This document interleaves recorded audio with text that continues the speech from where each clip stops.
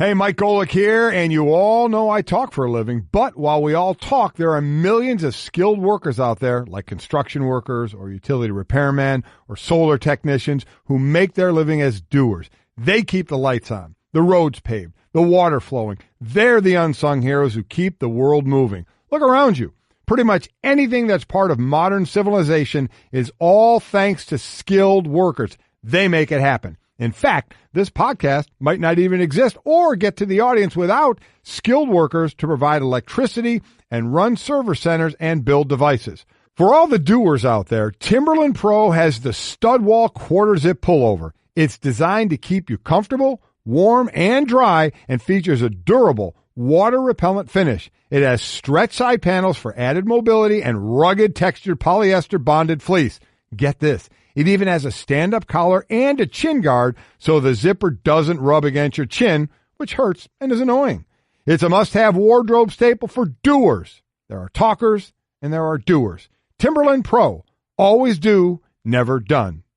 Are you hiring? With Indeed, you can post a job in minutes, set up screener questions, then zero in on your short list of qualified candidates using an online dashboard. Get started today at Indeed.com/podcast. That's Indeed.com/podcast. Good Thursday morning, everybody. Welcome into another edition of Golic and Wingo on ESPN Radio and ESPN2 for the first 2 hours of the show. Mike Golic, Trey Wingo here with you. Junior is off wandering about the streets of Philadelphia. Yes, he is. I'm a little concerned. But we're playing Maroon 5 because apparently Maroon 5 is going to be the Super Bowl act. They're going to be the halftime act for the Super Bowl, which will be in Atlanta this year. And I listen, you're never universally going to get 100% of the people to say, oh, that was a fantastic choice. Can confirm. You did so well there, NFL. Yeah. This one obviously is getting some blowback as well. I'm a fan of Maroon 5. I don't get too crazy about who I hear as the I'm a lover of all genres of music. I you really celebrate am. the entire collection, the entire catalog. So it really doesn't matter to me. I like Maroon 5, so I have no problem with this. I understand some people do, but as I said, this is going to happen. At least the age bracket has maybe gone down some. If that was one fault I had, you know, after the wardrobe malfunction and some other things that have gone on, they seem to go to the really, really, really kind of older kind of groups coming neutral. back. Yeah, a little blowback, by the way, that there's not an Atlanta-based artist. Yep. But by the way, plenty of time for that still to be added. Yeah, you never know who's gonna jump in and be part of it. You don't know, but overall, I'm fine with it. I guess I don't sit there and really analyze it to really go dare thee. Crazy one way or the other on that. So you fine with them? Yeah, absolutely. Yeah. Do you have a favorite of Super Bowl halftime act that you remember? I mean, Bruce Springsteen was pretty special. Springsteen. 43. Bruno Mars at 48 Bruno Mars is such a off great the charts entertainer. good. Beyonce in 47 was really, really good. Prince in the Rain. Prince's guitar solo in the Rain at Super Bowl 41 was fantastic. You know who else would have been a great Super Bowl halftime act? Who's that? Sir Elton John. Elton John sitting there with the piano. How was that last night? Great. It was really, really good. We went to the concert last night. Ran into Boomer. That's something. He was sitting like 2 rows away from me. I, again, didn't realize he was out touring, and I guess it's the last time. Because I saw him, and my wife saw him a couple years ago in Vegas doing the Vegas thing. I'm a resident there. It's fantastic, though. Because, as I said yesterday, you walk away from some concert saying, oh, I wish they'd have played this hit or that hit. Yeah. Every song's a hit that he plays. Exactly. So you're not going to get every single one of them because he has too many of them. It was the Farewell Yellow Brick Road tour. The place was sold out. It was really, really good. But I did run into Boomer. I went up to him. The first thing he said to me is, go to bed. Go to bed, which you did eventually. I did. I unfortunately, because, my undying commitment to you in this show. Yeah. I could not stay for the entire Well, my time. commitment to you, I said, we were never going to golf, but it was your birthday. We did. So we golfed together. We did. And we put that picture up, and people were like, oh, great prom date. Yeah. and I struggled out of the tee box. You try to help me. You're getting there. I appreciate that. Yeah. Yeah, we'll get my guy to set you up, and we'll figure this out. Little help off tee box. It's as I found out, it's a lot better to hit out of the fairway than the rough. Yeah, don't you hate people that say, "Oh, the game is really all about chipping and putting"? No, if you can't get off the tee, the game is misery. Yeah, when I'm moving my ball around the roots of trees that I'm around there, the frustration sets in. When the phrase is, "Hey, take it off that rock so you don't break your wrist," exactly. The game is no fun. I heard too many times from Trey, "Hey, Golic, move it off the root scooter away from that rock. We're not on the tour here. Nobody's getting their card today. My thoughts exactly. Foot wedge. Exactly. Yeah, it's the best club in my bag. By the way, you are amazing with that 56-degree wedge. I got that down. Seriously, Stanczyk, you don't want to take a money match with him. Not around the green. Has to be up and down. He was pretty impressive. I'm not going to lie to you. We got a lot to get to tonight. Yeah, we do. It is week 3 of the NFL. Is it the time? Do we think this is going to be the time tonight for Cleveland? Oh, boy. Plus, we got Color Rush. It's all so excited. We got so much to get to. Let's start with what's trending, and we'll start in baseball. And I don't know if anybody is hotter right now than Yasiel Puig. Swing and a line drive deep left center field. Back is Blackmon. It is gone. Just to the left of dead center. Yasiel Puig, a pinch hit, 3-run homer, and the Dodgers lead 5-2. That's the call on from Roxy Bernstein on ESPN Radio as Puig's home run with 2 on and 1 out in the bottom of the 7th started a 5-2 or ignited a 5-2 win in a 3-game sweep over the Rockies, Mike, putting the Dodgers to a season-best 2.5 games now ahead in the National League West with only 9 games remaining, and they're done playing the Rockies. Yeah, they're sitting in pretty good shape right now. Yes, they are. Good job out of him. Walker Buehler, 24 years old, is the second youngest Dodger pitcher with 10 strikeout game since Clayton Kershaw, September 4th, 2011, when he was 23 years old and some change. So nice job by the youngster there, Yasiel Puig, saying after we're going to win the West, making that prediction. And it looks like they're setting up in pretty good position. Again, 9 games ago, 2.5 game lead. Not like it's a lock by any stretch at this point, but a nice job with that last series against Colorado. Listen, no one is hotter than Puig now. He's homered in 6 of his last 18 at-bats. And the Dodgers' sweep of the Rockies is what everybody's talking about, and that's brought to you by Capital One. Capital One is reimagining banking, offering accounts with no fees or minimums that can be opened in 5 minutes. Capital One, what's in your wallet? Capital One. N.A. We continue with what's trending, and Jimmy Butler is trending to leaving Minnesota. He told the team's president of basketball operations and coach Tom Thibodeau that he would like to be traded before reporting for Timberwolves Media Day on Monday and prefers the possibility of the Clippers as well as the New York Knicks, according to league sources. Butler told the Timberwolves he planned to leave the franchise in free agency next summer anyway, so he said, basically saying, Mike, you might as well get something for me. Well, we heard there was some turmoil here and a little bit of, from what people say, dysfunction with that organization, and we'll hear from Adrian Wojnarowski about some of that and what's going on there, and that Butler wanting out. Listen, that's nothing new. We've gone through it with Kawhi Leonard and others that they say they want out and they give specific teams to go to. And then also he's going to be a free agent after. So there are a number of situations. If he is not traded and then he goes as a free agent, the most he can get is 4 for $140. If he is traded before the season starts and then re-signs with that team, he can get 5 for $190. So an extra $50 million if he's traded now and then re-signs with the team that he's traded to. So he certainly wants to be traded right now. I think there's a little resistance in Minnesota to do it because Tom Thibodeau, the head coach, knows, who's also the president of basketball operations, he knows that he's not going to get back fair value for that, and that team's going to be worse this year, and then he may be out of a job. But you're getting, and I don't hear a lot of people say, oh, we're so sick of the players. Listen, the players have leverage right now. The players have power right now, and they wield it. The interesting thing to me is, boy, he waited a while, didn't he? Yeah. I mean, Thibodeau was going to meet with him in Minnesota. They ended up, the meeting supposedly was supposed to be then in L.A. on the West Coast. And this is kind of late now. Now, with Butler saying by Monday, by media day. I mean, that's not a whole lot of time. I don't know how long behind the scenes this has been brewing, but now to be public, that's not a lot of time to try and get this thing done. And again, he wants to go to either the Clippers, the Knicks, or the Nets. The Nets have a couple of spots, max spots available. The Clippers will as well, and that looks to be maybe where Kawhi Leonard might go. They might team up.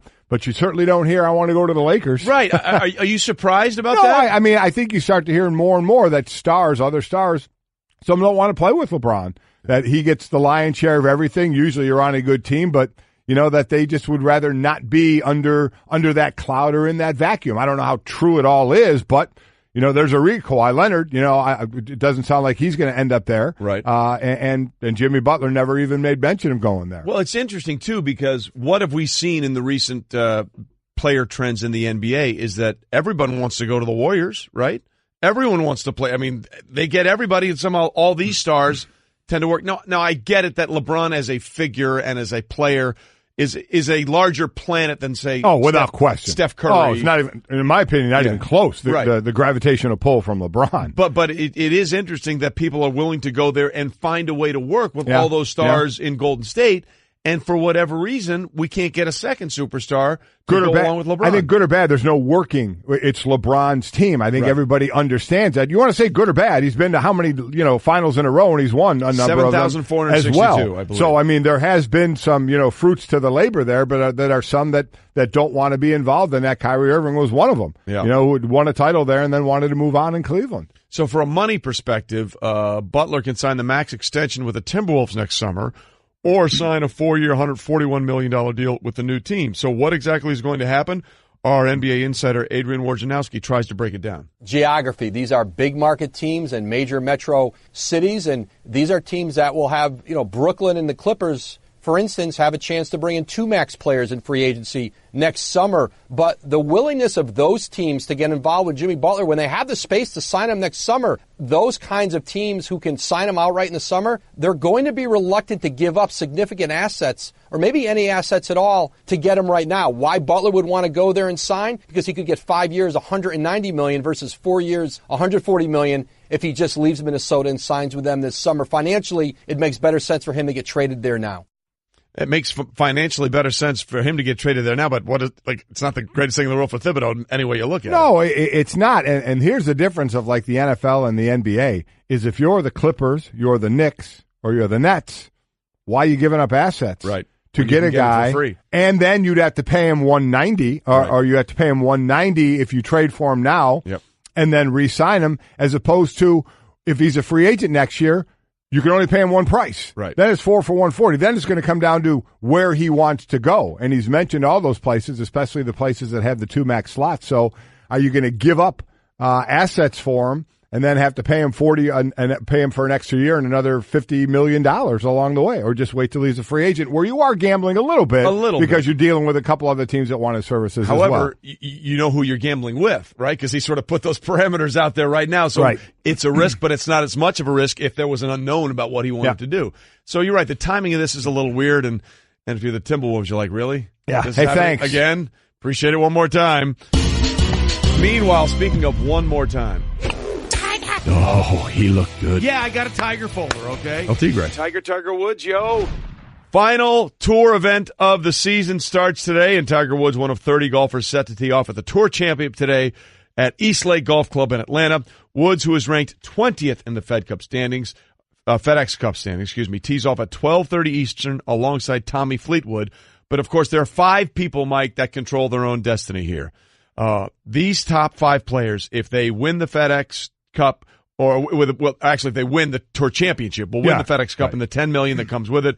It's Bryson DeChambeau, Justin Rose, Dustin Johnson, Justin Thomas, and our guy, Tony Finau. So they win, they get the extra $10 million, plus, by the way, the purse of this particular tournament, which is over $1 million. Exactly. It's like the $1 million is nothing to sneeze at, but you focus on the $10 million as opposed to the paltry 1.6. That's exactly right. That's when the golfer tells the caddy, hey, I'll give you the prize money of $1 million, something like that. So those guys, it makes it easy if they win, which makes me want somebody else to win, and then we want a little bit of chaos to ensue here. Tiger has, I think, virtually no shot of winning the $10 million.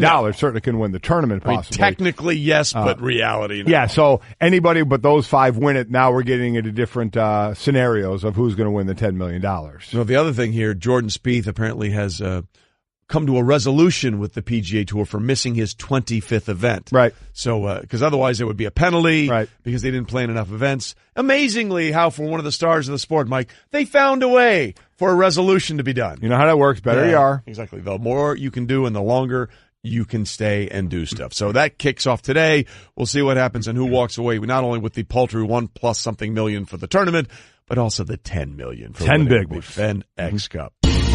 Week 3 of the NFL. Jets and Browns kick it off tonight in Cleveland. The Browns looking to end that 19-game winless streak dating back to Christmas Eve 2016. It's a short week where they got rid of Josh Gordon. Meanwhile, the Jets come in with a rookie quarterback, and the Jets are actually an underdog on the road here, Mike. This is interesting. I think the Browns were favored one time last year against the Colts. Right now they're favored, according to Westgate, out in Vegas, and if that holds, it will be the first time since that one against the Colts. So we'll see if it holds. I don't see why it wouldn't, that wouldn't hold, and they would be the favorite. And I hear a lot of people saying, from New York, oh, this should be a Jet win. This is one that they have to circle. I'd say not so fast. Yeah. That Cleveland defense is playing extremely well right now. This one's at home. I do think it's a matter of time before Cleveland wins. This could turn out to be a pretty good game, quite honestly. Mike, they could easily be 2-0. Yeah. I mean, if you want to look at it honestly, the Cleveland Browns could easily be 2-0. They had a chip shot field goal in overtime to win week 1. Right. My God, they had a million opportunities to win week 2. Somehow it didn't work out. But it's funny, I'm reading these stories about Cleveland, and a lot of them saying, is this a must-win for them? They haven't won since 2016. Every game is a must-win for the Cleveland Browns. 2 good shots. You got New York at home this week, and then next week you're at Oakland. Yeah. I mean, who certainly isn't playing all that well right now. So be interesting for Cleveland to break the chains, open the coolers, and get a little dilly-dilly going. Bud Light. Again, Bud Light has put Bud Light in coolers across bars in Cleveland with locks on it. Right. And whenever Cleveland wins, whenever that is, and twice we thought those coolers were going to be opened, whatever is there is free to everybody who gets there first. So that means if Cleveland wins tonight, the workday will be sluggish tomorrow. Let's just say people will be showing up around noon saying, what happened? We won! All I know is that a good thing happened, and then I don't remember a lot of what happened after that. So we'll see what happens. Should be a good game tonight between the Browns and the Jets, as it is Sam Darnold and company going there on a short week. Okay, Golic and Wingo, presented by Progressive Insurance, with more than 30 unique coverage options available. Progressive knows small business. Learn more at progressivecommercial.com. And, Mike, then the story in the NBA that a lot of people are talking about this morning. Mavericks owner Mark Cuban has agreed to contribute $10 million to women's organizations, but won't face any other punishment, stemming from what NBA Commissioner Adam Silver called a disturbing and heartbreaking allegations of harassment and violence towards female employees within his organization. The league announced Wednesday this was the result of their internal investigation, Mike, after that Sports Illustrated article came out in February, which talked about numerous things that were on there, including former CEO and president Tadorma Ussery having all kinds of harassment issues, and a couple of other employees that had a bunch of problems as well. Yeah, one of the comments from one of the lead investigators said that Cuban didn't know many details of allegations because he was rarely in the club's business office, which is housed away from the home arena and basketball operations. But when issues were brought to Cuban's attention, it was said he erred by not acting swiftly. That's what the report said. So, first and foremost, I think the number Cuban had put at it was like 5 times in the last number of many years that he was even in that building where the business operations are. He is normally over where the basketball is going on. You know he's that type of guy and been there. Correct. And many will say, and certainly to an extent, that's not an excuse for not knowing what's going on with your company. But you also leave other people to run the company. He delegated, basically. And got burned for it, but there were situations, and I thought Rachel Nichols did a great job basically reading from the report of things that Cuban did know about in a couple of instances, whether it was the former ticket sales employee Chris Hyde or the website, the web reporter Earl Snead, which was horrific, those things. Issues. And with Chris Snyder, it was pornographic stuff and other things that went on that Cuban was a part of. And there is no doubt he didn't act the correct, A, swiftly enough, or B, the right way in that one as far as getting rid of those employees. So while he was kind of given a pass is the wrong word by the investigation itself from the NBA, them saying the investigation, he is not really responsible. We're not saying he needs to be disciplined in this, but there were situations that he knew about that he did not act as he should have acted. And he admitted it, but, he admitted it a little after the fact, I'd say. Well, one of the things that he said he did know about was Earl Snead, and one of the situations, he was the man that is more than one occasion accused of domestic violence against someone he was dating. And one of the reasons that he said he didn't decide to fire him, he said, listen, I was afraid he'd go do it somewhere else again, so I wanted to keep him here and have him do counseling. And then Rachel Nichols asked the great question on the jump, which was, why didn't you fire him and then pay for counseling? Yeah, that's exactly right. That's exactly right. Yeah, so a lot of questions still to go on about what happened and what goes forward. But here's part of Mark Cuban with Rachel Nichols on the jump. First, just an apology to the women involved, the women that in a couple cases were assaulted, and not just to them, but their families, because this is not something that just is an incident and then it's over. It stays with people, it stays with families, and I'm just sorry I didn't see it. And again, Adam Silver saying, as Mark has acknowledged, he is ultimately responsible for the culture and conduct of his employees. While nothing will undo the harm caused by a select few former employees of the Mavericks, the workplace reforms and the $10 million that Mark has agreed to contribute are important steps toward rectifying this past behavior and shining a light on a pervasive societal failing, the inability of too many organizations to provide a safe and welcoming workplace for women. Well, you know, what's going to come down is, was enough done to Mark Cuban, or right. should something have been done to Mark Cuban? He offered up the $10 million. He wasn't fined $10 million. He offered up the $10 million, and he was not disciplined. Should he have been disciplined?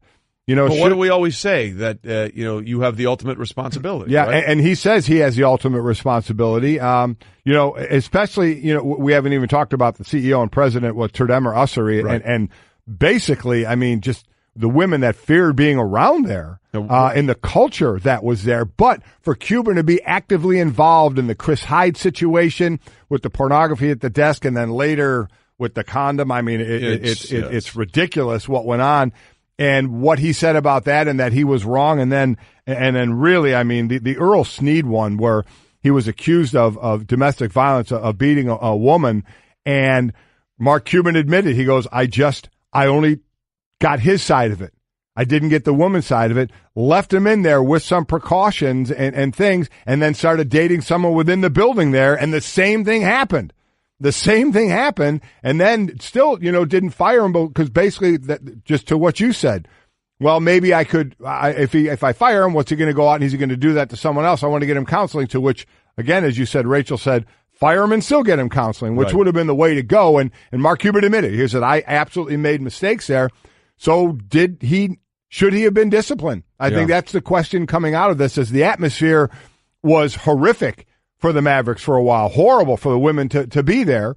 And Mark Cuban did know of some things and didn't act swiftly enough, even that he admitted. So people are wondering, should there have been some discipline for Mark Cuban? Well, and then there was the other part of the human resources director, Buddy Pittman, who was basically a guy that Mark Cuban put in there, and they felt like going to Buddy Pittman wasn't anything because he was friends with Cuban, and right. Nothing was going to happen. Nothing was happening, so they're like, okay, why are we even saying anything anymore? Yeah. So look, bad culture. Those are questions that'll have to be answered by future behavior going forward, and we'll see what happens. And coming up in just a little bit, we will hear more from Mark Cuban, as well as the team's new CEO, Cynthia Marshall, who was hired immediately after the initial report came out on what was called an animal house culture. We'll get to all of that, Mike. Guys, let's be real. When you look good, you feel good. At the JCPenney wardrobe sale, you can get 50% off select men's suits, separate sport coats, dress pants, and accessories. Plus, select dress shirts, buy one, get one free. Raise your game with Collection by Michael Strahan. All the right looks to take your style to the next level. Also, save an extra 20% off with your JCPenney credit card and coupon, or extra 15% off with any other method of payment. Hurry in. JCPenney. Style and value for all. Pricing and coupon valid 9/13 and 9/23. Credit offer subject to credit approval. Some exclusions and restrictions apply. See store at jcp.com for coupon and details.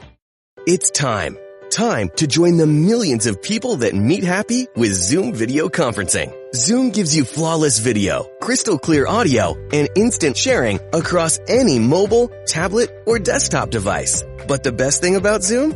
It just works. So ditch the distractions, join the movement, and meet happy with Zoom video conferencing. Visit Zoom.us to set up your free account today. That's Zoom.us. Zoom video conferencing. Technology powers your business, and technology changes. But chances are you're still using video conferencing that was wow 10 years ago, but feels more like whoa today. Ditch the choppy video and crappy audio and get back to wow with Zoom. It's the easiest, most reliable video collaboration suite, and it costs about a third of what you're probably paying now. Wow, not whoa. Visit Zoom.us to set up a free account today. That's Zoom.us. Zoom video conferencing. Golic and Wingo, ESPN Radio and ESPN2 for the first 2 hours of the show. We are presented by Progressive Insurance. All phone guests join us on the Shell Pennzoil Performance Line. You can get in touch with us a couple of ways. You can reach out at the 1-800-Flowers.com Twitter feed at Golic and Wingo, or you can call in on our call-in line, 860-506-5505. We will want to hear from you on the topics we're talking about today. But it is time for Straight Talk, brought to you by Straight Talk Wireless, best phones, best networks, no contracts. And as you heard in the rejoined sounder there, the NBA has released its internal investigation of what went on with the Mavericks front office and the culture of the workplace there from a few years back after that Sports Illustrated article came out talking about sort of rampant sexual harassment from several employees in the Mavericks front office. And the question's going to be, Mike, did the NBA come down hard enough on Mark Cuban? Because if you want to be honest about it, technically they didn't come down hard on him at all. They didn't do anything to him. Yeah. And a lot of people are looking at this and saying he basically just bought his way out of trouble with the $10 million. Because remember, that wasn't from the league that he had to pay that. And again, for those that may not have heard it, Adam Silver's statement, as Mark has acknowledged he is ultimately responsible for the culture and conduct of his employees, while nothing will undo the harm caused by a select few former employees of the Mavericks, the workplace reforms and the $10 million that Mark has agreed to contribute are important steps toward rectifying this past behavior and shining a light on the pervasive societal failing, the inability of too many organizations to provide a safe and welcoming workplace for women. So there are going to be those that look at it and say, okay, all right, now again, Mark Cuban was not accused of doing any of this stuff. Not at all. But he runs the company. He is the public face of the franchise. And a lot of people are saying, okay, he threw $10 million at it. And they're saying, cool, thank you. And he is accepting responsibility as well. He sat there. He looked extremely uncomfortable sitting there to Rachel Nichols and talking about this on the jump. He took responsibility, said the buck stops with him. So I'm wondering if part of it, let's just play both sides of this, because it is certainly easy and understandable if you want to say, wait a minute, man, you run this. I don't care if you say you've only been in the business side 5 times in the last decade or whatever. You're still responsible for your employees. You can go that route and say you should be disciplined. And then from the NBA side, let me play this devil's advocate side and say, are they basically saying, okay, for the look to other owners out there, there was a problem in your organization that you weren't accused of anything. You stood up and you said, this is on me. I need to do better. And I'm going to donate a hefty amount of money to some of these causes as well. So is that the NBA's way of saying, okay, if you guys have an issue, this is a good way to deal with it. Acknowledge, you should have done better. Take some responsibility that you should have made better decisions, and Mark should have. And some of those, he was directly involved in some of these decisions. And then, hey, it doesn't hurt when you're making $10 million donation they'll decide where that money goes. So is that side of it enough to some people to say, okay, Mark Cuban, we feel because he wasn't accused of anything, right, is handled this thing the right way? Well, listen, there are a couple of things. Again, Buddy Pittman was the human resource HR guy that he put in there, and that guy didn't seem to want to do anything. Didn't do anything. Nobody went to him anymore. He said, why the hell are we going to go to this guy's not doing a damn thing? But in your opinion, the fact that he didn't duck behind anything. I'll give Cuban some credit on it. He didn't duck behind. He didn't duck behind it now, but he certainly didn't act when he needed to act in a couple of those situations. Exactly right. So you mentioned he was a little uncomfortable. Here is a little more Mark Cuban with Rachel Nichols on the jump yesterday. Just the pain that they went through. My company. It was the same way I felt when I stood in front of Mavs employees for the first time after this came out. And I apologize to them. And just never in my wildest dreams did I think that this was happening right underneath me.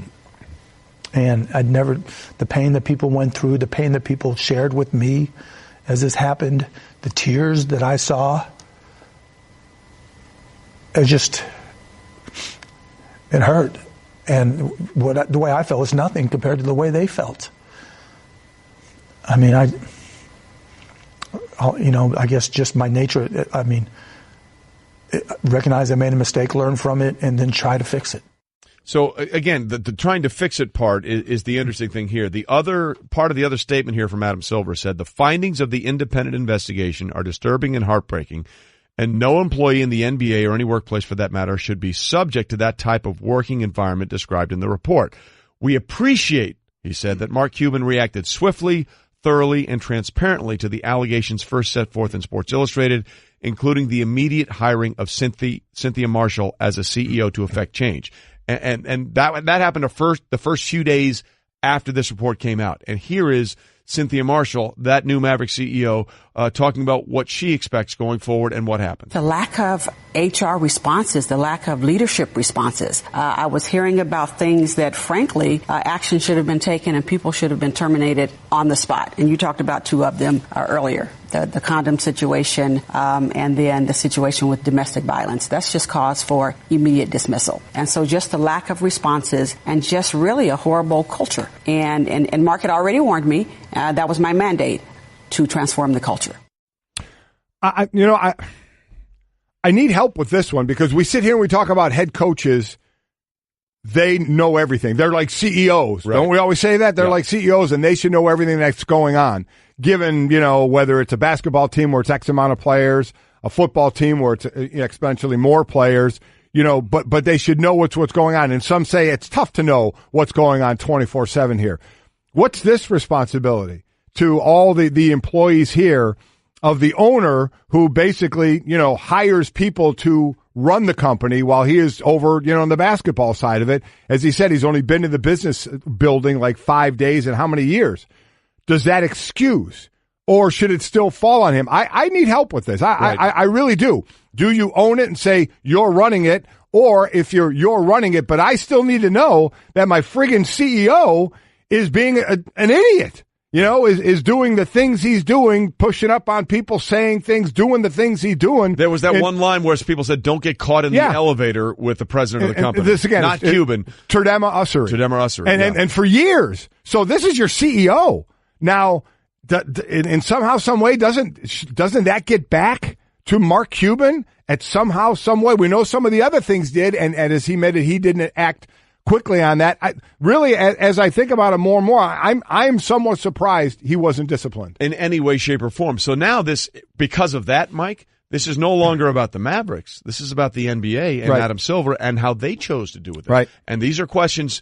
I mean, Cuban has done what he's done, and the NBA has decided that that's going to be that. So now these are really questions for the NBA. These are really questions for Adam Silver. These are questions for the league office now, no longer really about Mark Cuban and the Mavericks. That investigation is over. That is done. People so now, have their opinion about Mark Cuban. And now the questions are, did the NBA do the right thing? And look, they did a bunch of stuff in the aftermath of this. The NBA reviewed their policies and procedures to workplace, required all NBA teams to do the same. The league also established a confidential hotline for team and league employees to report workplace misconduct. But at the end of the day, because this investigation is now closed, all those questions you just asked and all those questions that a lot of people have asked, those are not questions for Adam Silver to answer going forward. Was that enough? And that's the thing now that he's going to have to deal with now that this is the decision he has made here. And that was Straight Talk, brought to you by Straight Talk Wireless, nationwide coverage on America's largest and most dependable 4G LTE networks. Coming up, we saw a superstar traded on the eve of the NFL season. Is the same thing going to be happening in the NBA? We'll get to that, Mike. When it comes to hiring, you don't have time to waste. You need help getting to your short list of qualified candidates fast. That's why you need Indeed.com. Post a job in minutes, set up screener questions, then zero in on qualified candidates using an intuitive online dashboard. And when you need to hire fast, accelerate your results with sponsored jobs. New users can try for free at Indeed.com/podcast. That's Indeed.com/podcast. Terms, conditions, and quality standards apply. Right now, Kirk Herbstreit's $1 million moment is brought to you by Eckridge. He's going to break down a game for you. Big win for Texas last week over USC. Yep. TCU loses to Ohio State. Those two teams match up. Texas, TCU. Here's Herbie with a breakdown. Now for this week's $1 million moment brought to you by Eckridge. A great game this week in the Big 12 with TCU traveling to Austin to take on the Texas Longhorns. Both these teams had emotional games a week ago. TCU coming up short against Ohio State, and Texas looked great against USC, pulling away a very inspired victory. the quarterback play will be essential. Sam Ehlinger right now looks to be in command of Tom Herman's offense, doing a very good job of running and throwing. He'll have to be on point against an aggressive, very, very aggressive, athletic TCU defense. And how about Sean Robinson from TCU? Seems to really have a good idea of replacing Kenny Hill, of how to not just run Sonny Cumbie's offense, but getting it really going up tempo and getting the defense on their heels. Whoever wins this game gets the upper hand to try to chase Oklahoma in the Big 12. All right, Herbie, thanks. We'll see what happens in that contest. Again, Golic and Wingo, ESPN Radio and ESPN2, presented by Progressive Insurance. All phone guests will join us on the Shell Pennzoil Performance Line. Mike, one of the things that is dominating our discussion today is the NBA did release its internal findings on the culture of the Dallas Mavericks front office a few years ago, and the situation came down that they realized that mistakes were made. Mark Cuban offered to pay $10 million towards women's causes, and went on the jump and had an extensive interview with Rachel Nichols where he said, look, I'm not making any excuses. This is on me. I just wasn't there enough. I didn't see it. That's not an excuse. I'm just saying that's what happened, and I own it completely. So the question we've been asking, and a lot of people have been asking, is whether or not was what the NBA did harsh enough to specifically Mark Cuban, who has it wasn't harsh at all. Exactly. They didn't do anything to him. Face of the company. And our own Rachel Nichols, again, who did that interview with Mark Cuban on the jump yesterday, went on Spain and Fitch yesterday and was asked that simple question, if the punishment, or lack thereof, quite frankly, was too light for Mark Cuban. Mark Cuban admitted he was wrong. He was public about it. He hired somebody who was very good and credible to come fix his office. And then when it came to the NBA investigation, he didn't hide behind lawyers.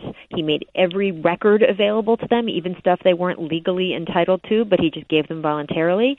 And I think the NBA wanted to, while definitely punishing him and making a case for the women involved, I'm not surprised that they also wanted to make the point that, hey, if you do the right thing, if you cooperate, if you respond quickly, fully, and admit fault and don't hide, we're going to treat that, we're going to take that into account. And I'll be honest, I do value that too. I think it matters. Does it matter for everything? No. But does it matter? Yeah, it matters to me a little bit, because one of the things about this kind of behavior is that women are told over and over again, come on, it's not a big deal. It's a joke. Come on, you can't take it. Don't you work in sports? Don't you whatever? And this is real. And frankly, it's not even really about sex, right? It's about power. It's about, killing people's opportunities. And to have the NBA come down so hard, and even within the Mavericks organization, for them to say, this really happened. This is real. You guys were done wrong, and we apologize, and we're going to try to make some restitution. That is also a form of what the discipline was, and I count that. Okay, so Rachel's point is, look, he owned it. He stood up to it. He was very public about it, and he said, I want to make sure it's fixed. And from her perspective, she's okay with it. Yeah, I mean, that's when I brought up about 20 minutes ago, okay, that's the other side of it. If you don't think he should be punished, why? This would be the reason why. Right. He basically said, all right, it's on us. We got to fix this, and we're going to fix this. He was an open book, basically. So, and a lot of times when... And let's be honest, they were also caught, okay? There was also a lot of information that was coming out that they had, a lot of things were going wrong there. But a lot of times, and we've seen it, and we've talked about it for years, that's when people try the cover-up, right? Right. And the cover-up a lot of times ends up being worse than the crime. Right. And Mark Cuban, I think to Rachel's point and to those people, and obviously to the NBA, that meant a lot for him, not saying, we got nailed, we're not covering this up at all. We're going to do what we can to make this better.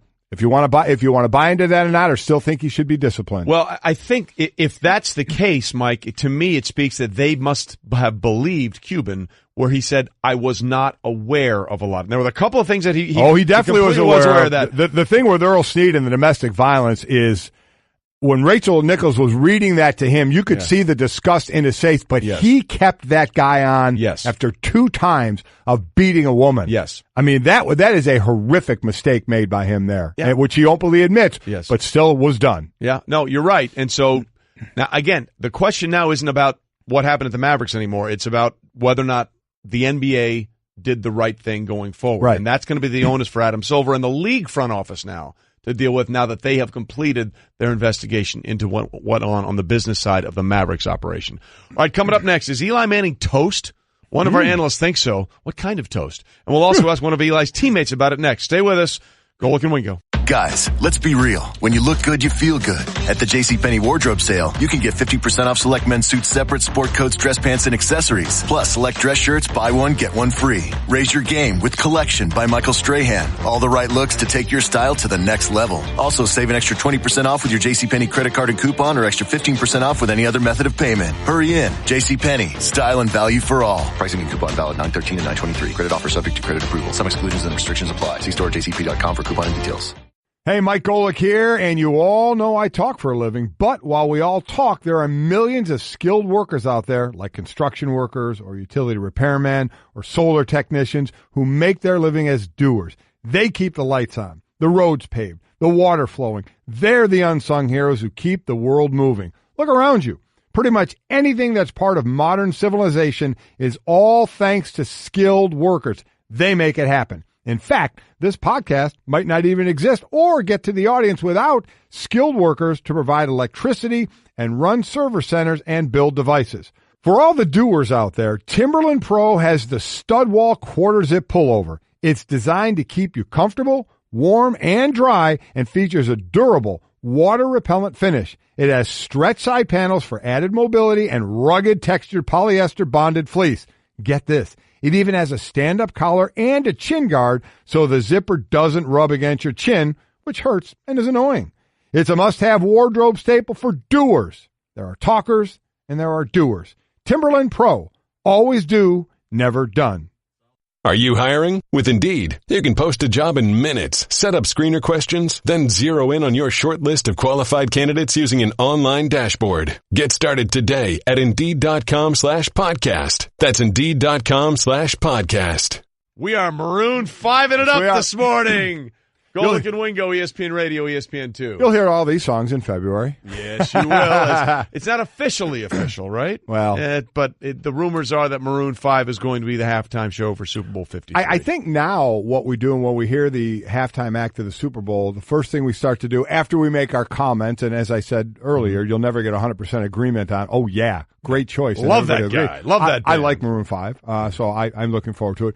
But it's also, who else is going to be with them? Yeah. It seems like they all have guests now. They all have somebody coming on with them. So who will come on with them? That will be interesting to me. Not my favorite ones along those lines was Super Bowl 50 when the lead singer for Coldplay, what's his name? Chris not Coldplay, not Chris Martin, thank you. Yeah. I love Stansky. He's trying to help me. Yeah. Like the lead singer just went to Adam Levine. That's Maroon 5. Yeah. Talking about Coldplay, Super Bowl 50. It's all good. You're trying to mess me up. There was tepid reaction, right? So they brought back Beyonce and Bruno Mars. Certainly helped. And there was at one point where Bruno and Beyonce were jamming, and like Chris Martin stuck his head between them. It's like, I'm the lead. I'm still here. Don't forget about me. We're the headliners. Yes. Yeah. So we'll see what happens. But Maroon 5 got a ton of hits. Mm-hmm. They'll be fine, and I'm sure there will be supplemental acts added. I would agree. To the entire thing. Okay, again, we're glad you're with us. Presented by Progressive Insurance. All phone guests join us on the Shell Pennzoil Performance Line, and again on ESPN2 as well as ESPN Radio for the upcoming hour. But there's a lot to discuss about what's going on in New York and around the NFL. And so for that, we're delighted to be joined by a guy who knows the NFL, who knows New York. He's our own Chris Canty from ESPN New York's 98.7, again drafted by the Dallas Cowboys, won a Super Bowl with the New York Giants before finishing up his career with the Baltimore Ravens, and now, like Scrooge McDuck, sleeps at night on bags of money. Chris, thanks for being with us this morning. First and foremost, I want to play for you something that Damian Woody said about the Giants, and specifically about Eli Manning, and I want to get your reaction to it. Eli Manning is toast. He is toast. Here we go. Okay? Listen, when you look at Eli Manning and that Giants offense, he needs like the perfect storm. He needs everything, the environment, perfect. He needs the protection to be perfect. He has the weapons. He has the, running back, all those things. But that's not the nature of the National Football League. There's going to be times where you got to make plays off platform, off schedule. Chris, your thoughts? Well, that sounds good, Trey and Mike, but we all know that it's hard to play quarterback when you're not upright. And through the first 2 weeks of the regular season, no quarterback has been sacked more times with less than 2.5 seconds in the pocket than Eli Manning. So the reality is he doesn't have time to operate the offense. I don't care who you are. If you're Tom Brady, if you're Aaron Rodgers, if you don't have time to be able to throw the football, If your protection is consistently breaking down, then your quarterback is not going to be able to be effective. He's not going to be accurate. Things are not going to be on time. And so I think with Eli Manning, we've seen this over the last couple of seasons, his protection breaking down on him. All of the hits, all of the pressure has an accumulative effect. And right now, Eli Manning is feeling that pressure. It's going to be hard for the Giants offense to get on track. Certainly higher expectations for the Giants this year than last year. One of the big reasons is Odell Beckham Jr. is back on the field. In your opinion, watching this team, Chris, what part of this ball club did you expect to be better that is not? The offensive line, and that's because they had 4 new starters from a year ago. Now, John Halapio, their center, he's out for the year with a broken leg, so they're going to have John Greco step in. But everybody has been selling us that the offensive line for the New York Giants would be drastically improved.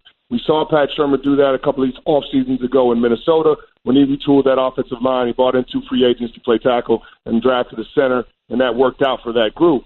And so they thought that they would be able to potentially do that here, and then, of course, adding the running back Saquon Barkley with the 2nd overall pick. The offense would be able to have more balance. It'd be more dynamic. It just hasn't all worked out because your offensive line is so bad. Well, that is true, Chris. But listen, this stat blew my mind when we looked this up the other day. The New York Giants have gone 34 games in the NFL without scoring 30 points. 34 straight games. That can't just be about the offensive line.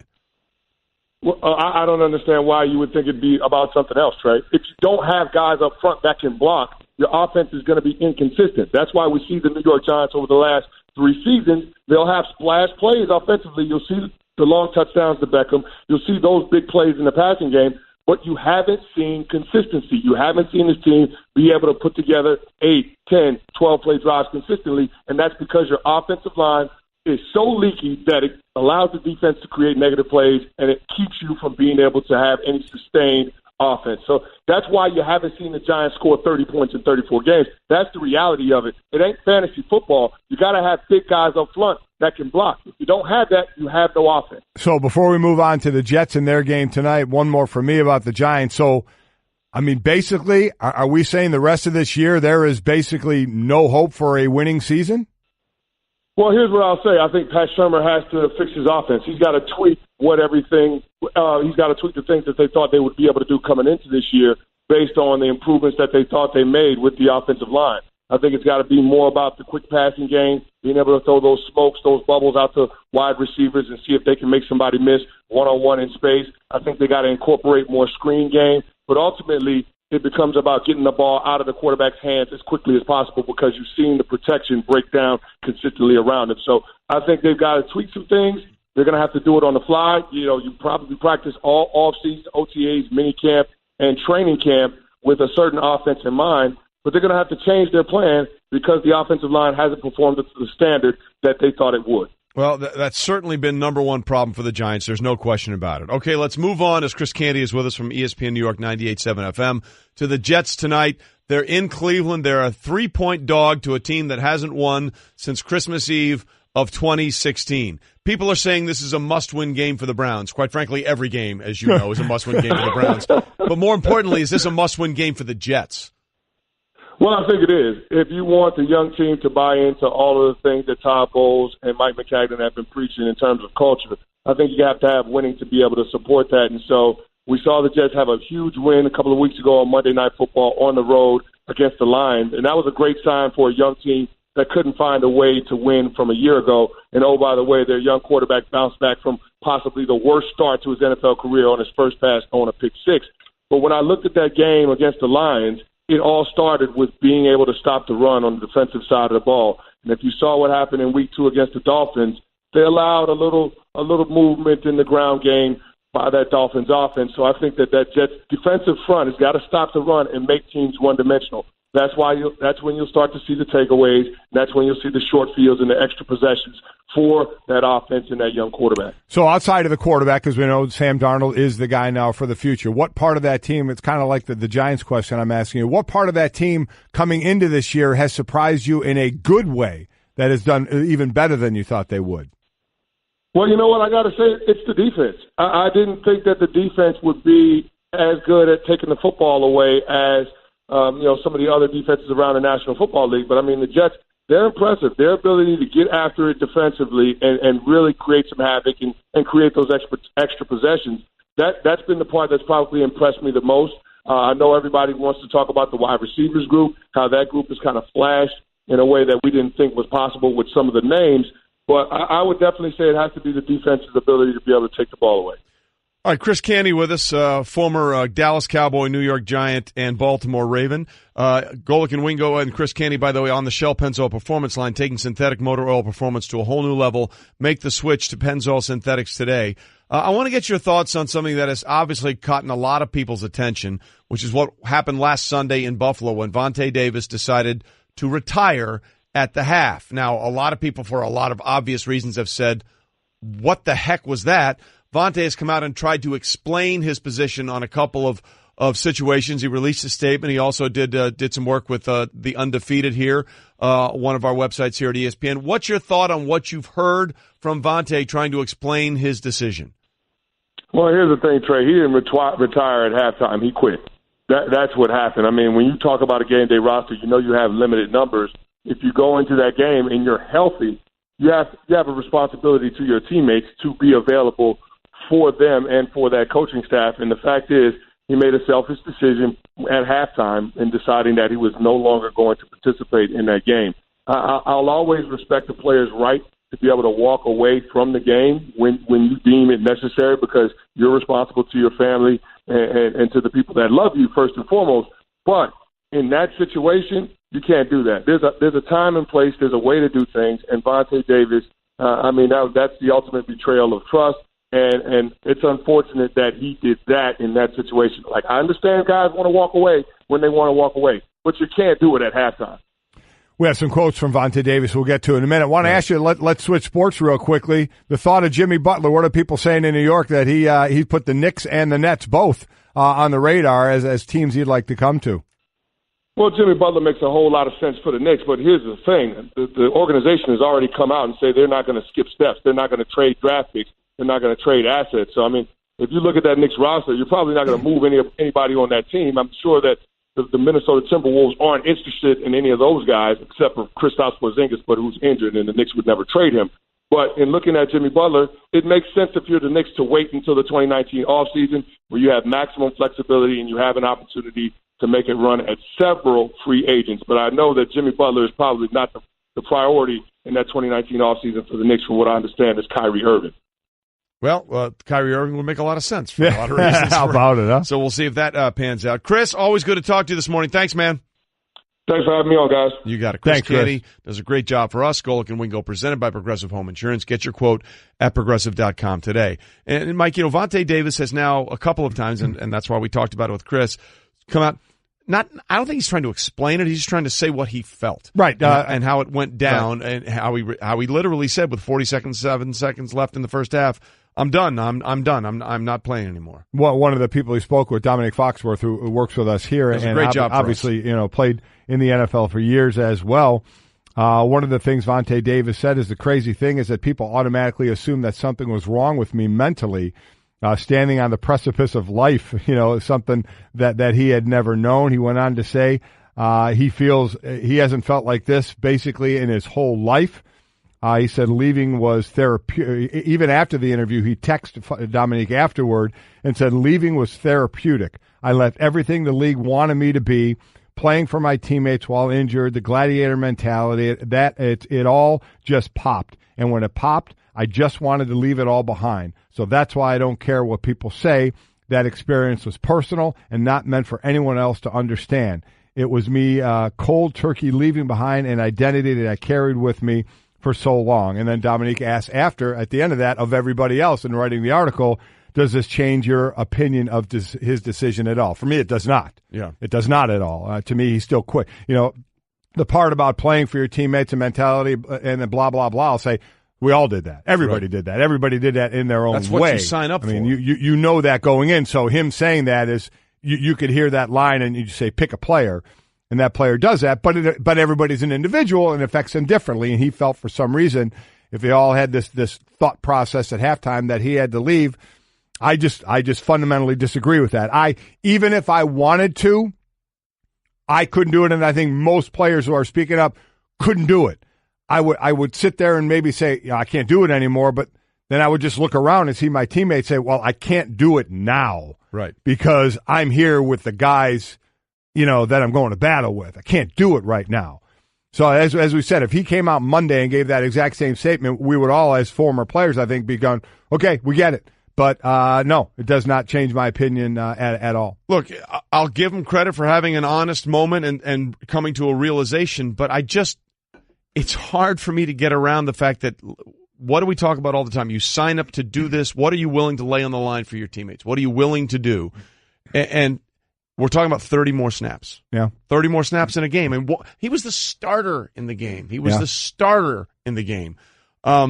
Look, everyone's going to have their own conclusions about this. It's just hard for me to rectify the way in which it went down. Because if you think, it's hard for me to say that was the first time that it creeped into his head. He said the game day was normal, everything else was normal, and then he just had this awakening. And he's going to have to deal with that. Yeah, he is. And listen, if he's comfortable with it, that's fine. He only has to answer to himself there. And I know we want to get to Aaron Rodgers in his comments. I know I certainly do because I love what he had to say. But real quickly, we're doing a lot of bashing of the Pittsburgh Steelers with what's going on with Antonio Brown. He was disciplined by Mike Tomlin for not showing up Monday. And I've heard many of even our own colleagues tell them they need to do better and grow up and such. And while I respect all our colleagues and anybody out there with their opinion, I started to think, what's so different about the Steelers? I mean, this year? This year than last year, the year before. Antonio Brown live Facebooking. I mean, he's had other Twitter issues before. They're not winning. That's exactly right. Yeah. And what surprised me the most out of all this was when the old lineman spoke up about Le'Veon Bell. But they're still there playing. Quite honestly, gang, look at the defensive side of the ball. They're playing the part we thought would be a strong part is not. So all this, they need to grow up. They need to do this. They need to do that. I started thinking, okay, yeah. Then I started going, wait a minute. They've been like this for a while. Ben saying, I'm not sure if I'm coming back next year. AB doing something on Twitter. Right. Like, wait a minute. We've seen this song and dance before. They've just won. What's the difference? Last year they were 13-3. Year before they were 11-5. Now they're 0-1-1. So that's a big difference, and I think a lot of that is on the defensive side of the ball. They need to play better. The offense is averaging almost 30 points a game, so I think it's more on the field issues. Well, you're exactly right. They found a way to get the look. What happened last year? They lost that game. Again, I think it was against Chicago, where they had the whole situation where Alejandro Villanueva came out. The rest of the team stayed in the locker room. Then there was the Jacksonville game where Ben threw 5 interceptions in that contest, and there was Antonio Brown erupted on the sidelines. All that stuff happened, but they found a way to win football games. What do we always say? Winning is the ultimate deodorant. Yeah. As long as you're winning, you can cover up a lot of problems. But as soon as you're not winning, everything is the reason why you're not winning. They scored 21 points in a tie and 37 points in a loss. Yeah. The defense gave up 21 in a tie and 42 in a loss. And let me just say, in being in locker rooms, what's going on with AB? What's going on with that offensive line? You know what it's not affecting? It's not affecting the defense. It's not affecting the defense. I'm just telling you it's not affecting the defense in that locker room. That defense is achieving on the field, and that's something they need to do better with. 25th overall in terms of the official stat for defense, which is average yards given up per game. So they're 25th overall in that category. What's funny about that is they're actually ahead of teams like Cincinnati and New England, who have obviously better record. Kansas City, by the way, is dead last in total defense. That's something. Dead last in total defense, but they got Patrick Mahomes. Yeah, they do. That helps. Okay, so Patrick Mahomes, a lot of people, not you yet, feel could be as good as Aaron Rodgers one day. I'm not saying that. I'm just using that as a horrible segue. I know you are. But Aaron Rodgers himself, Mike, was asked about, listen, 2 weeks, 2 games, he's given us 2 money quotes. The one about what are you willing to do for your teammates, and then this one, because obviously Clay Matthews was flagged on what we think was a ridiculous non-call, what 2 people that used to run the NFL's officiating thought was a ridiculous non-call. It ended up costing the Packers a game-saving or game-clinching interception. And as you'll hear in this, don't think he's just sticking up for his teammate in Clay Matthews either. No, he isn't. Look, here is Aaron Rodgers talking about the 2 flags in that game, one against Eric Kendricks that he benefited from, and one, obviously, that the Vikings benefited from against Clay Matthews. We enjoy the protection below the knee and above the shoulders, but I don't know many quarterbacks who want those calls. There's very few opportunities in the game for us to show any type of toughness. We don't we're not getting hit every play. Hopefully not. You know, the one on me, I don't think that's roughing the passer either. You know, there's a goal to limit these hits, but they're pretty obvious when you see them. You know, a guy picking somebody up and full weight on them. What do you say to Clay? You know, his head is out of it, his hand is on the ground. That's not roughing the passer. Same thing with Kendricks. You know, what do you say to him on that? I didn't get up off the ground thinking, where's the penalty? You know, I saw a late flag and couldn't believe there was a penalty on the play. But I'm a traditionalist. You know, I watched the game and loved the game for a long time. And some of the rules I think help, but some of the rules, you know, maybe are going the wrong direction. So let me just say this. Clip and save. Yes. Send to the NFL. Thank you. Dear NFL, if you are not going to listen to Mike Pereira and Dean Blandino, two people whose job it was to control the officiating on the field, who thought both of those plays should not have been called, even on the new rules that we have in place. If you're not going to listen to blathering gas bags like us, which is what we are, and we enjoy the game, how about you listen to the guy you're trying to protect in Aaron Rodgers? One of the rules you enacted this year or re-emphasized, the body weight and slamming yourself on the quarterback, was because that guy, Aaron Rodgers, got hurt last year, broke his collarbone. And you made this rule or point of emphasis. We make sure that this doesn't happen. He's telling you, don't make that call. These players, Kendricks and Clay Matthews, did the exact right thing. So if you're not going to listen to guys that used to run the league's officiating, and you're not going to listen to other people like us who are saying this is ridiculous. Guys who played as well. Will you listen to him? Yeah. Will you listen to him? He's telling you, thanks, but no thanks on this one. The one thing I may disagree with a little bit, he said, you know, we like to show our toughness as well. I get that because he's as tough as heck, but I see an awful lot of quarterbacks looking for flags after any hit. Correct. On them at times. But Absolutely. I was glad to hear Aaron say that. And again, not just for his teammate Clay Matthews, but also the hit on him. Exactly. He didn't think was inappropriate or a flag either. And I just don't understand how the NFL can then double down on that Clay Matthews hit and say, oh, no, not only was it the right call, it is teaching tape on why you should make that call. Former heads of officiating don't believe you.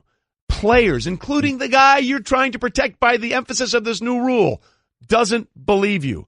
Who are you going to listen to? What's interesting to me really quick is the heads up football are very involved in. My wife's been very involved in. If you watch those plays, it's head to the side, wrap, and lift. Yeah. Wow. Wait a minute. That sounds like it's a flag in the NFL. But yet it's something that's being taught and endorsed on another level. Yeah.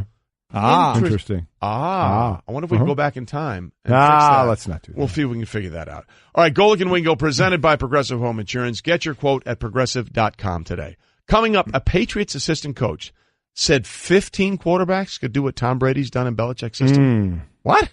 Who? How? Guys, let's be real. When you look good, you feel good. At the JCPenney wardrobe sale, you can get 50% off select men's suits, separate sport coats, dress pants, and accessories. Plus, select dress shirts, buy one, get one free. Raise your game with Collection by Michael Strahan. All the right looks to take your style to the next level. Also, save an extra 20% off with your JCPenney credit card and coupon, or extra 15% off with any other method of payment. Hurry in. JCPenney. Style and value for all. Pricing and coupon valid 9/13 and 9/23. Credit offer subject to credit approval. Some exclusions and restrictions apply. See store at jcp.com for coupon and details.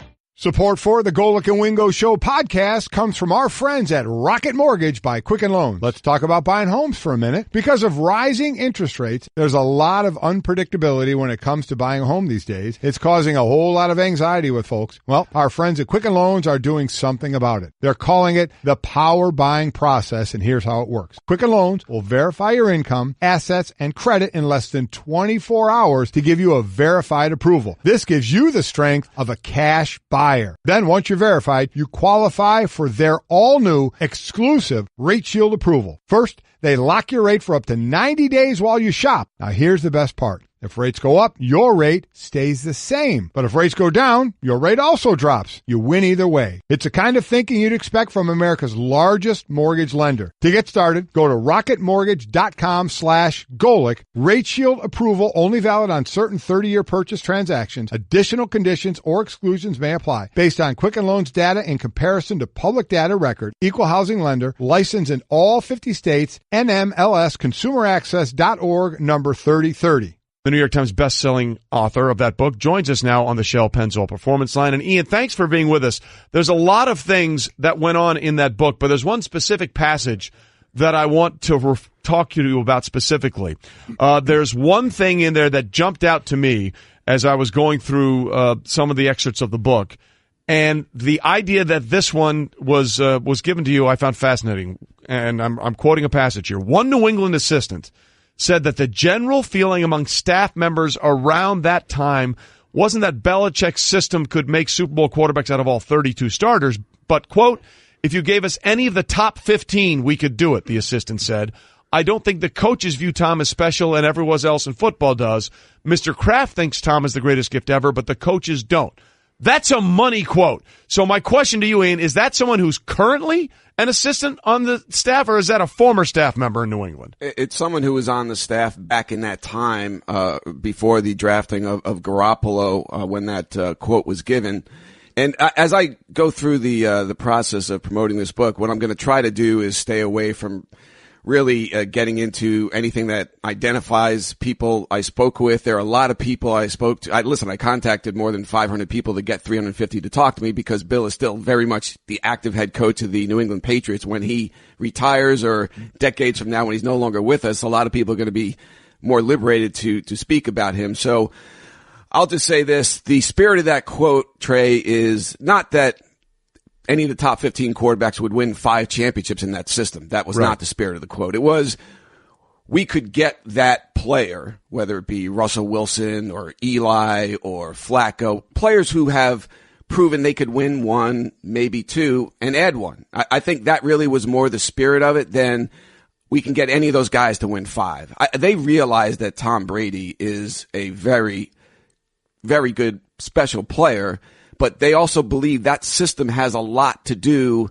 with the success of not only Tom Brady, but everyone in that building, everyone who's been through there. So I really don't, it sounds like a real knock on Brady. I don't think that was how it was meant to be taken, but it was more in line with elevating the system, believing that Belichick's Patriot way is a big part of what Brady has accomplished in this league. As we have found out a little more of the headbutting between guys like Tom Brady and Bill Belichick through a very, very long relationship in a very tough environment, his coaching techniques and culture in New England, did you find more or less, were you surprised at some of the things you heard from people about, I guess let's get to that. That's the most important relationship we're talking about. How bad is it?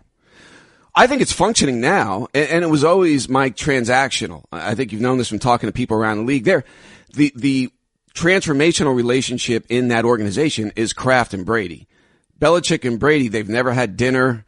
It's all about what you can do for me, and as long as you're performing for me, then we're going to be fine. And they were performing last year for each other. It's just that after 17, 18 years of an unforgiving, relentless style of coaching, that wore Brady down. And then after he forces the organization or Bill to trade Garoppolo, his successor, Bill later on decides to cut team access to Alex Guerrero, who's Brady's business partner and fitness coach, and that really upset him. And that was reported on by Seth Wickersham and others in the Boston area. I think the benching of Malcolm Butler really angered Tom Brady. If you look at the quotes that Danny Amendola gave Mike Reese, I think Brady felt the same way. I think the vast majority of players on that roster felt the same way. So that you put all that together, and it represented something of a last straw for Brady. The problem was, once he compelled Bill to trade Garoppolo, he basically had to live up to his off-stated ambitions of playing into his mid-40s. Because if he walked away, and he did have those feelings, and my sources told me as late March that he was still thinking about not playing for Bill, if he did that, then I think the fan base who loves him and adores him and is always going to look at him as a one uniform icon and really a beloved figure there, I think that fan base would have turned on him, and he wanted no part of that as the end game of his legacy. Ian O'Connor with us, ESPN.com senior writer, and of course the author of the new book, Belichick. Listen, I have a couple of things I want to ask you about. First of all, you said you wanted to find out the reason for writing this book. You wanted to find out how Belichick could turn it around. Basically, his stay in Cleveland was not great, although the last year there was completely undone by the team announcing they were moving, and the whole thing fell apart there. So what did you find out specifically about what it was about Bill that was able to take whatever didn't really work in Cleveland and turn it into literally the greatest run of sustained success we've ever seen from one coach at one team. Well, I was actually on the field the day he went 0-2 right after 9/11 in 2001. So now he's 5-13 in his first 18 games in New England. And it really looks bad. I know he was worried. People around him were worried about where that was going. Bledsoe is now out. Looks like he could be out for the season, though he did come back later on. And in trots Tom Brady, 6th-round pick. He looked like Ichabod Crane as he came onto the field. I remember thinking, wow, Belichick, he went 5-11 in 2000. If he goes 5-11 again, he's in real trouble. I know Robert Kraft was worried. He didn't want to fire Belichick at the end of that season, but he was thinking this could be trouble for us. He had the new stadium coming. And so all of a sudden, I know a lot of people like to point to that moment and Brady coming into his life as the reason for why this all happened. But it goes beyond that. And talking to people, even in that 2001 season, like Anthony Pleasant, who played for him in Cleveland, he said, I saw a different human being behind the scenes. First of all, he wasn't killing us in practice anymore. Secondly, he just started connecting on a more man-to-man human basis behind the scenes. It just felt like he cared about us as people. And in Cleveland, we never felt that. We never once felt that he cared about us as human beings. And he said there was a point late in 2001 where I looked him in the eye. I just felt like I want to win a championship for this man. And I don't think anyone in Cleveland really ever felt that way. And I think Bill is much better behind the scenes, connecting with players and inspiring them than anyone really knows. And a large part of that is because of the character he plays in his news conferences. I just think the general public would have no idea how good he is behind the scenes with his players. Well, Teddy Bruschi talks about that all the time, but it is funny to hear that saying, I want to play for this, considering in light of what's going on this offseason with Bill and Tom. I would say so. One thing, Ian, I'm interested in, there was a great 30 for 30, the two Bills, the Bill Parcells, Bill Belichick. Only got about a minute left. I'm intrigued by what you thought of the relationship of arguably the greatest NFL coach of all time and Bill Belichick, and the relation with he and Nick Saban, arguably the greatest college coach of all time. They've been lifelong friends in the business, but when they were together in Cleveland, there was some tension there, and they had a great run in '94 when they led the league in points against, beat Parcells in the playoffs, but Saban was very frustrated with a couple things. One, that Bill didn't let him talk to the media as much as he wanted to, which is funny if you look at the way he runs his Alabama program now. But two, Rob Burnett, who was one of their better players, Pro Bowler, he said that he talked to Saban all the time about how conservative Bill's plan was on defense. Saban was really frustrated often with how conservative Belichick's game plan was. And Burnett would say to Nick, why aren't we doing the things that work during the week? Blitzes and all these packages. And Saban would say, Bill won't put it in the game plan on Sunday. I want to use them, but he won't let us. So there was frustration there. And at the end, Rob Burnett told me it was not the best relationship, and he really felt Nick was looking for a chance to leave, and of course he did leave after '94. He did, and this just in, he's done pretty well. It's worked out okay for him on the college level. The book is fascinating, Ian. It's called Belichick and the Making of the Greatest Coach Ever. Listen, we are the greatest coach of all time. There's a lot of really fascinating stuff in there. Again, you talked to over 350 people. Obviously, Belichick did not cooperate. But that's not a surprise. We appreciate you being with us. It's a really fascinating read. Thanks, Ian. Thanks, Ian. Thanks, guys. Take care. When it comes to hiring, you don't have time to waste. You need help getting to your short list of qualified candidates fast. That's why you need Indeed.com. Post a job in minutes, set up screener questions, then zero in on qualified candidates using an intuitive online dashboard. And when you need to hire fast, accelerate your results with sponsored jobs. New users can try for free at Indeed.com/podcast. That's Indeed.com/podcast. Terms, conditions, and quality standards apply. All right, guys, book it. You know the drill. You add book it to any of your hot take. It's a hot take multiplier. It allows you to feel like Stephen A. Smith, if only for a moment. You can book it. Here we go. Speaking of laser rocket arms, Patrick Mahomes will be named the AFC Offensive Player of the Week again this season. Oh, absolutely. I think you would book that. I mean, wait, weren't you the one that was throwing water on the fire that we were trying to build about? No, you guys are changing his tune. He comes back from the doctor and suddenly he's a new guy. Book it. Two of your idiots. Sports Center brought to you by Straight Talk Wireless. When a player doesn't like a contract, they hold out, right? Well, with Straight Talk Wireless, you never have to because there's no contract. They use the exact same 4G LTE towers as the big carriers, but for a lot less. Straight Talk Wireless, only at Walmart. Refer to terms and conditions of service at straighttalk.com. All right, Golic and Wingo with you, reminding you we'll be live from Philadelphia tomorrow and ahead of the Colts-Eagles matchup, part of ESPN Radio's Fall Football Tour, brought to you by Ice Cold Dr. Pepper, the official drink of Fansville, although it was birthed in Waco, Texas. All right, you ready to play a little Book It? Let's book it. Junior's on the road, so Debbie, Bubble Boy, is going to be doing the part of Junior with the read. So let's start it, Junior. All right, Debbie, here we go. We got some good ones. First one up, the Browns will get their first win and open the coolers tonight against the Jets. Book it? You can book it. You can book it. The color rush is on. The Doo-Doo Brown Browns are going to get their win. The coolers will be open. The city will be flowing with Bud Light. And then work will be slow and slothful tomorrow in my hometown city of Cleveland, Ohio. Well, they've been slow and slothful on the field for a while. I guess that's Mike. really redundant, slow and slothful, is it not? Yes, but you're just emphasizing it. Yes. It's a point of emphasis for you. Is what it is. Like some of the rules in the NFL. But I'm booking it. I am not in any way anti-Jets or anti-Sam Darnold, but it's been 633 days. Let's book this. You can book it. Let's make this the night that the long-suffering Cleveland fans finally have something to be happy I hope about. there's a camera on top of every cooler. Yes. So when they finally get unlocked, we can see the mayhem. And by the way, kudos to Bud Light for the absolute greatest promotional idea Amen of all to time. that. They just need it to actually happen at this point. Debbie. All right, we're booking that one. What's next? Patrick Mahomes will break Peyton Manning's record of 55 touchdown passes this season. Book it? Wait, this season? Yeah. Oh, stop it. Come on, people. He's playing great right now. I get it, but okay, ease up. So you're not going to book that? No. Listen, you're one voice as a former NFL player. Here's another voice as a former NFL player, our own Ryan Clark. Hell yeah, he gonna break the record. He is going to throw for more than 55 touchdowns. He is going to keep getting better. There will be those touch passes to Tyreek Hill where he scores touchdowns. You will throw screens like we've seen Travis Kelce do many times, Tyreek Hill do many times. He has playmakers all around him to put on top of his amazing talent.